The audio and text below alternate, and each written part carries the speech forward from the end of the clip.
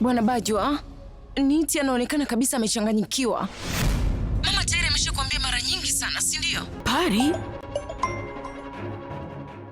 Pari, ongea. Hello, bibi Shukri. Nahitaji sana msaada wako. Sawa, niambie. Ni muhimu sana.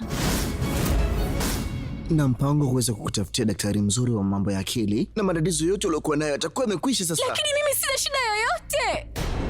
Kuna haja gani ya mtaalamu? Niko sawa kabisa. Hakuna kilichonipata. La wala mimi sio chizi, Sanju. Kama ukienda kukutana na mtaalamu wa afya ya akili, kuna shida gani? Angalia, wewe ni mwelewa sana mwanangu, na si umeelimika. Panapofuka moshi lazima kuna moto. Si unakumbuka? Ule waya haukukatika, unakumbuka? PariNIT, Jumatatu hadi Ijumaa saa 3 kamili usiku ndani ya Mambo Moto.